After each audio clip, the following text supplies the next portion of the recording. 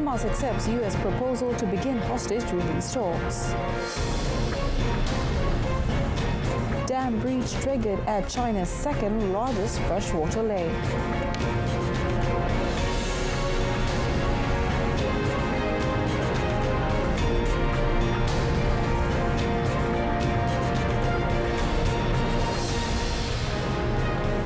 Good afternoon and Salam Malaysia Madani. Thanks for tuning in. You're watching World Today with me, Olivia Nicholas. A senior Hamas source on Saturday announced that Hamas has accepted a United States proposal to begin talks on releasing Israeli hostages, including soldiers and men. The development came 16 days after the first phase of an agreement aimed at ending the Gaza war. The group has dropped a demand that Israel first commit to a permanent ceasefire before signing the agreement and would allow negotiations to achieve that throughout the 6-week first phase. The Palestinian official close to the internationally mediated peace efforts had said the proposal could lead to a framework agreement if embraced by Israel and would end the 9-month-old war between Israel and Hamas in Gaza. Meanwhile, the U.S. Central Intelligence Agency Director William Burns will travel to Qatar next week for negotiations. It is believed the discussions would focus on resolving a Hamas demand that the United States, Israel, Qatar and Egypt guarantee in writing a temporary ceasefire, aid deliveries and an Israeli troop withdrawal if indirect talks on implementing the second phase of the plan continued. The United States is urgently seeking to resolve the Gaza crisis before the upcoming presidential elections in November.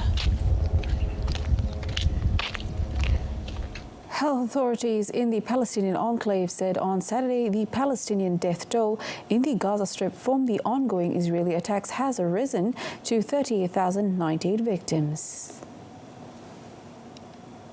The health authorities pointed a total of 87,705 people had been wounded in the besieged strip since the Palestinian-Israeli conflict broke out last October. Recently, Palestinian media reported the Israeli army raided Gaza City in the north and the southern city of Rafah on Saturday, killing at least 8 people.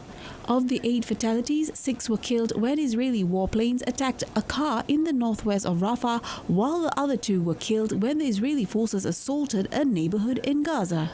The Israeli army also reportedly bombed a school belonging to the United Nations Relief and Works Agency for Palestine Refugees in Near East UNRWA in the Nusayrat refugee camp in the central Gaza Strip on Saturday. According to the health authorities, the attack killed at least 16 people and injured over 50 others in the school which houses displaced persons. Around 5,700 residents were relocated after waters breached a dike at China's second largest freshwater lake following heavy rainfall earlier this week, reported state media on Saturday. Footage aired by state broadcaster CCTV showed heavy machinery transporting sand and rocks to the site of the breach in Hunan province. Armed police and soldiers laid down tarpaulins along the embankment and also conducted a comprehensive search for trapped villagers.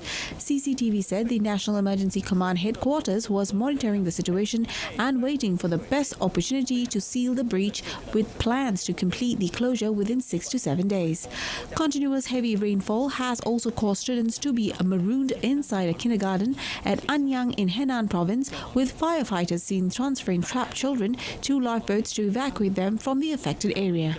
The country's road monitoring center said on Saturday that traffic controls had been imposed on all roads leading in and out of Hunan's Huarong country, home to around 500,000 people, due to flood prevention needs. China's local authorities said 5 persons have died and another 88 have sustained injuries after a tornado struck Dongming country of East China's Shandong province on Friday. Dramatic footage showed the tornado's thick grey funnel swirling through the city, tearing the roofs from buildings and uprooting trees. According to the country's Emergency Management Bureau, the tornado hit Kaiyuanzi Township and Shawo Township at approximately 2:30 p.m. local time. Those who were injured have been sent to hospitals for treatment, and an investigation into the damage caused by the tornado is underway. The state media pointed that more than 2,000 homes have been damaged, while death and injury figures may still rise as the emergency response continues. Meanwhile, local firefighters assisted in clearing trees blocking roads near the factory. According to the data from the National Climate Center, Shandong averages 1.5 tornadoes every year. This year, tornado came just months after one sliced through the southern city of Guangzhou in April, killing at least 5 people and injuring more than 30. Foreign Minister Yoko Kamikawa announced on Saturday Japan will work with Cambodia to remove landmines from Ukraine and other war-torn countries. 日本が世界の地雷対策を進めていく上で欠かせないパートナーがカンボジアです。カンボジアを国際的な地雷対策協力のハブとして展開をし、世界中の地雷被害ゼロを目指してまいります。本日両国で協力をして日カンボジア地雷イニシアティブを立ち上げます。 The minister added Japan would provide Ukraine with a large demining machine next week, and in August would train Ukrainian agencies in Cambodia on how to use the equipment. Millions of landmines were laid in Cambodia during the nearly 3 decades of conflict that ended in 1998, and the country is regarded as a world leader in the removal. Deaths caused by landmines occur frequently among civilians and soldiers in Ukraine, which has been littered with mines and explosive remnants since it was invaded by Russia in 2022. According to Human Rights Watch, landmines have been documented in 11 of Ukraine's 27 regions. The officials confirmed Saturday the death toll from floods in Bangladesh this week has risen to 8, leaving more than 2 million affected after heavy rains caused major rivers to burst their banks. It reaffirmed the victims are 2 teenage boys who were killed when a boat capsized in flood waters in Shahjadur. 3 others had been killed in 2 separate electrocution incidents after their boats became entangled with live electricity wires in flood waters, while another 3 died in separate flood-related incidents around the country. The South Asian nation of 170 million people, crisscrossed by hundreds of rivers, has seen more frequent floods in recent decades. The Bangladesh government has mobilized resources to assist those displaced by the floods, opening hundreds of shelters and distributing food and relief supplies to the hard-hit districts in the country's north region. প্রায় ৩,০০০ আশ্রয় কেন্দ্রে এরা বিভিন্ন আশ্রয় কেন্দ্রে প্রায় ২৩,০০০ লোক আশ্রয় নিয়েছে এবং প্রায় ২০ লক্ষ লোক সরাসরিভাবে এটাকে ক্ষতিগ্রস্ত হয়েছে ১৯টা জেলায়। Bangladesh is in the middle of the annual summer monsoon, which brings South Asia 70% to 80% of its annual rainfall, as well as regular deaths and destruction due to flooding and landslides. The rainfall is hard to forecast and varies considerably, but scientists say climate change is making the monsoon stronger and more erratic. State-run broadcaster All India Radio reported at least 19 people were killed and 7 others injured due to lightning strike in India's eastern state of Bihar. Heavy rains and thunderstorms accompanied by lightning strikes lashed the state during the past 24 hours. The fatalities took place in Jehanabad, Madhepura, East Champaran, Rohtas and Supal districts. Reports stated most casualties occurred when lightning struck people working in fields and taking shelter under trees during the rain. India Meteorological Department has issued a yellow alert for the next 24 hours, predicting heavy rain accompanied by thunder and lightning in the northern, southeast and south-central parts of Bihar. Every year, with the onset of the monsoon season, hundreds die in lightning incidents in India.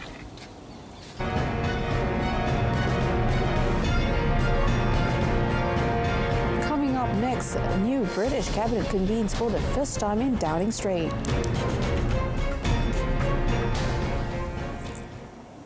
Britain's new Labour cabinet met on Saturday, a day after the party surged to a landslide victory in Britain's parliamentary election, ending 14 years of often tumultuous Conservative government and propelling Keir Starmer to power as Prime Minister. Among Starmer's senior team are Britain's first female finance minister Rachel Reeves, Angela Rayner as Deputy Prime Minister and David Lammy as Britain's new Foreign Minister. Look, colleagues, it is absolutely fantastic to welcome you to the Cabinet, our first meeting, and it was the honour and privilege of my life to be invited by the King, His Majesty the King yesterday, to form a government. And to form the Labour government of 2024.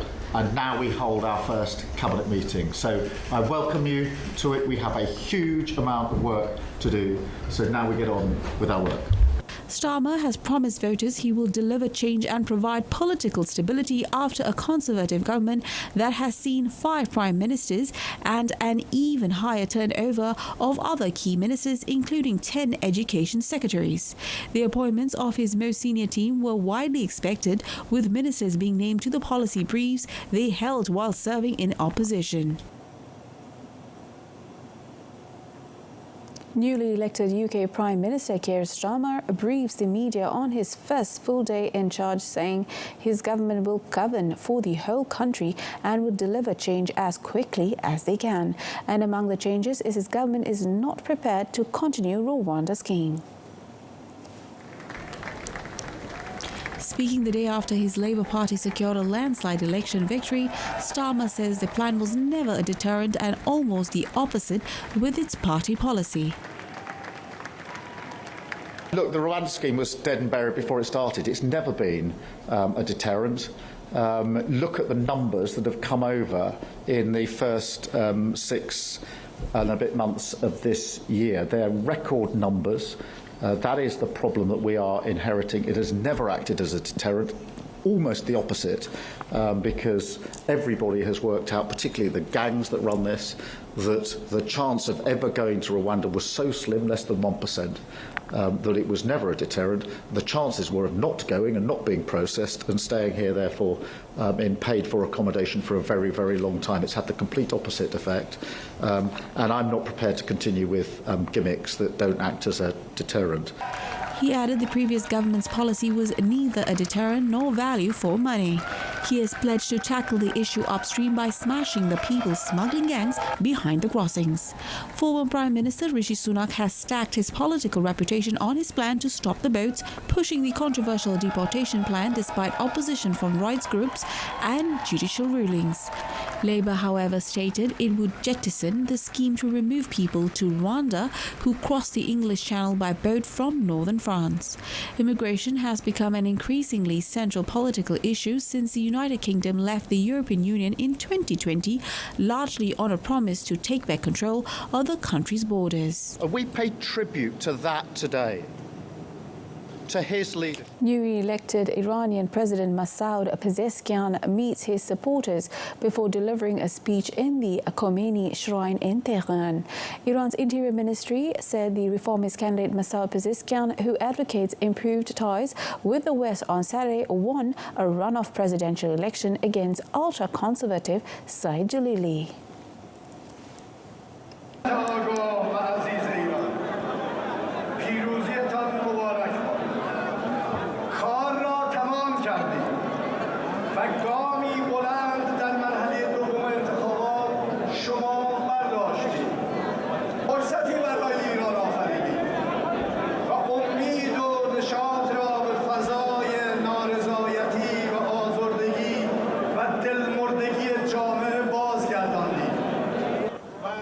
The election came against a backdrop of heightened regional tensions because of the Gaza war, a dispute with the West over Iran's nuclear program and domestic discontent over the state of Iran's sanctions-hit economy. According to Electoral Authority spokesman Mohsen Eslami, Pezeshkian received more than 16 million votes, around 54%, while Jalili received more than 13 million, roughly 44%, out of about 30 million votes cast. Eslami added the turnout was 49.8% 39.8%, up from a record low of about 40% in the first round. The death of ultra-conservative President Ibrahim Raisi in a helicopter crash necessitated the election, which was not due until 2025. Pezeshkian is a 69-year-old heart surgeon whose only previous government experience was as health minister about 2 decades ago. He has called for constructive relations with Western countries to get Iran out of its isolation. Niger, Mali and Burkina Faso, 3 West African states led by military, signed a confederation treaty on Saturday, underscoring their determination to chart a joint course outside a regional economic bloc that has been urging them to return to democratic rule. The signing took place at the first summit of the Alliance of Sahel States (AES) and signals a closer alignment between the neighbours in the insurgency-torn Central Sahel. Junta seized control in a series of coups in the 3 states in 2020 to 2023 and severed military and diplomatic ties with regional allies and Western powers. Formalizing the treaty to establish a confederation confirms the rejection of Niger, Mali and Burkina Faso of the 15-member Economic Community of West African States, ECOWAS. Its signing comes a day before a summit being held by ECOWAS, which had hoped to persuade the 3 to reconsider their decision in January to quit the bloc. It is not clear how closely the AES will harmonize political, economic and defense policies as it struggles to contain a decade-old battle with insurgents and grow economies that are among the world's poorest.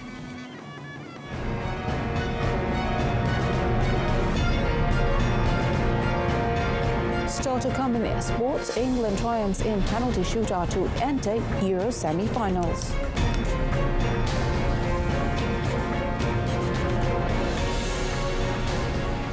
Barely a week after furious fans hurled beer cups and insults at Gareth Southgate, the England manager danced with his players in front of the team's supporters on Saturday after a thrilling shootout victory launched them into the Euro 2024 semi-finals.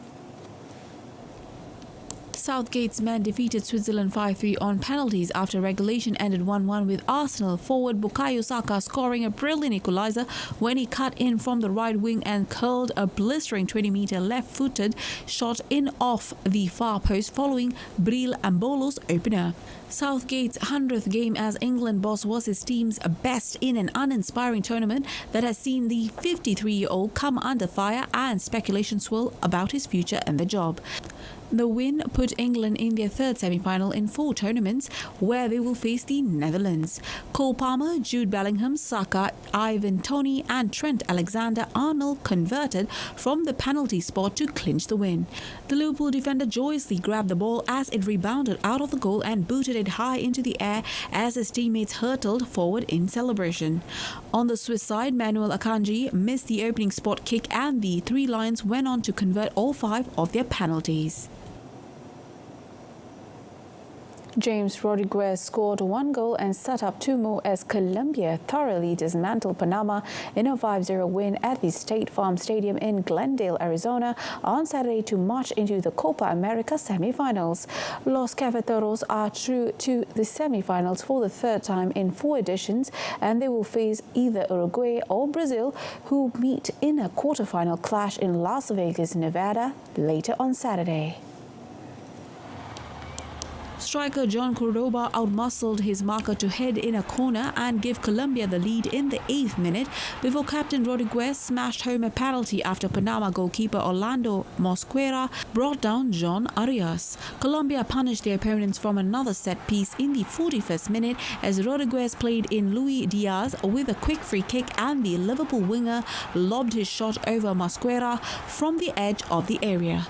Nestor Lorenzo's side eased off the throttle in the second half as they looked to control the game and see out the victory, but were still able to muster another goal in the 70th minute when Richard Rios rifled in a low drive from range.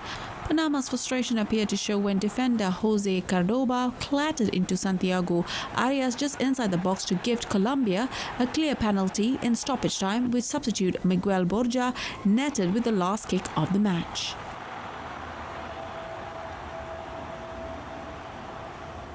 Seven-time champion Novak Djokovic shrugged off a slow start to power pass unseeded Australian Alexei Popyrin 4-6, 6-3, 6-4, 7-6 and into the Wimbledon fourth round on Saturday.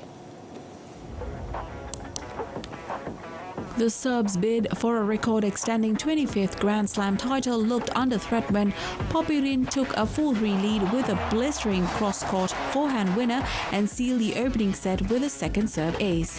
Djokovic was quickly back to his best and normal service was resumed. Appearing rejuvenated after the roof was closed, Djokovic went 4-1 up in the second set when fans erupted on centre court as news trickled through that England had beaten Switzerland to make the Euro 2024 semi-finals. Djokovic had a little trouble in the second and third sets, but faced more resistance in the fourth as Popyrin dug deep in search of his first win in the pair's third meeting, saving 3 break points to hold in the 11th game. After ensuring a tie-break, however, Djokovic switched on the afterburners to close out the win, finishing with a fiery serve that Popyrin could only send into the net. Djokovic arrived at Wimbledon weeks after having surgery on his right knee, having injured it at the French Open, but said he was getting better with every match. In the women's draw, Iga Swiatek admitted she was running on empty at Wimbledon as the exhausted world number one suffered a shock third-round defeat against Julai on Saturday. On paper, the fiery 35th ranked Kazakh should have been easy pickings for the top-seeded Swiatek, who had not dropped a set in their previous 4 meetings and came into the encounter on a 21-match winning streak that included banking a 5th Grand Slam title at the French Open. Yet slick grass courts just do not suit Swiatek, and in a cauldron's atmosphere, on court 1, Swiatek disintegrated under huge pressure from Putintseva, who dusted herself down after losing the first set to launch an attacking barrage that the pole could not contain. The huge Swiatek ground strokes that had inflicted so much punishment in the opener were now being returned with interest, while the pole's movement seemed suddenly sluggish, her feet a fraction for a second slower to adjust to the ball. Putintseva broke twice in the second set and twice more in the third before sealing victory to set up a fourth-round clash against Jelena Ostapenko. MotoGP Championship leader Jorge Martin of Spain won the German Grand Prix sprint at the Sachsenring for the second year in a row on Saturday to marginally extend his lead over the title rival Italian Francesco Bagnaia, who finished third behind Miguel Oliveira of Portugal. Martin had smashed the lap record to clinch pole in qualifying, but he had a slow start on the outside while world champion Bagnaia moved up from the fourth and lunged past on the inside on turn 1 to take the lead while Oliveira was in second. Martin made his first move at turn 1 on lap 3 before making the overtake stick 7 corners later. Martin used the Pramac Ducati machine's power to move past Oliveira and set his sights on title rival Bagnaia, eventually moving past him, while Oliveira also overtook the red factory Ducati on lap 3 to reclaim second place. The trio retained their positions until 3 laps to go when a Bagnaia teammate Enea Bastianini of Italy began breathing down the neck of his compatriot, but the reigning champion held on to finish on the podium. Martin now leads Italy's double world champion Bagnaia by 15 points going into the main event, one of the rare races conducted on an anti-clockwise circuit. In cycling, Eritrean sprinter Biniam Gourmet won stage 8 of the Tour de France on Saturday at a finish line in the village where former French President Charles de Gaulle lived and is buried. Gourmet became the first African to win a stage on the Tour de France on stage 3. Overnight leader Tadej Pogacar retained his 33-second lead over Remco Evenepoel in the general standings, while defending champion Jonas Vingegaard is third. Gourmet's second stage win after his historic triumph at Turin on Monday extended his lead atop the best sprinter standings in the green jersey. The final sprint was raced up and inclined that favoured the most slightly built sprinters, even though Jasper Philipsen, the 2023 green jersey, came second, while Belgian 22-year-old Arnaud de Julai was third. Gourmet is the first rider to win 2 stages so far, with rival sprinters Dylan Groenewegen and Mark Cavendish having won previous sprint stages but who were outside the top 10 Saturday. Aiming for a Giro d'Italia and Tour de France double that was last achieved in 1998 by Marco Patani, Pogacar dismissed any idea he might be tired. His twin concerns are Sunday's gravel stage and then keeping his team focused until they get to the mountains next weekend. Le jaune lui va très bien, il a mis le bonnet évidemment, nous sommes presque en altitude. Le leader au classement général.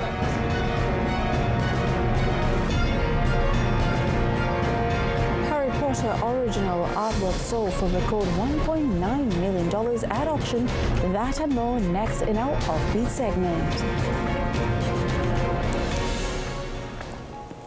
The original cover artwork for Harry Potter and the Philosopher's Stone sold for a record $1.9 million at auction. The auction house Sotheby's said it is the most valuable Harry Potter item ever sold at auction. Artist Thomas Taylor was one of the first to read J.K. Rowling's original manuscript. During watercolor and black pencil, he created the cover art in just 2 days. His artwork was featured on the first edition covers in 1997. Sotheby's had estimated the illustration would fetch between $400,000 to $600,000, already a record estimate for any Harry Potter material offered at auction. Fans of singer, songwriter and musician John Lennon came to Liverpool on Saturday to take part in a special digital treasure hunt across the city of his birth. Those taking part in the northern English city used a unique map showing Lennon's face as well as important places across the local area. Key places from Lennon's life were included on the map, created by fine artist Ed Fairburn, from the Cavern Club, the Cellar venue where the Beatles made their name, to Strawberry Field, a former children's home which gave its name to a famous Beatles song. Many locations had hidden QR codes to be scanned by fans taking part in the hunt in the pouring rain. Prizes were won depending on how many locations were captured, with the top prize being a deluxe John Lennon box set. English soul singer Rebecca Ferguson performed Imagine at Liverpool Town Hall to mark the day, which was organised by Lennon's estate and music label Universal to celebrate the upcoming release of John Lennon Mind Games, The Ultimate Collection. John Lennon Mind Games, The Ultimate Collection is scheduled to be released on the 12th of July. Selamat menyambut Ma'al Hijrah peringkat kebangsaan 1446 Hijriah 2024 Masihi. Al-Falah, pemacu Malaysia Madani, daripada kami di RTM. RTM, teman setia anda. That's it for World Today this time around. In our top story, Hamas accepts U.S. proposal to begin hostage release talks. I'm Olivia Nicholas. From the river to the sea, Palestine will be free. Thanks for watching.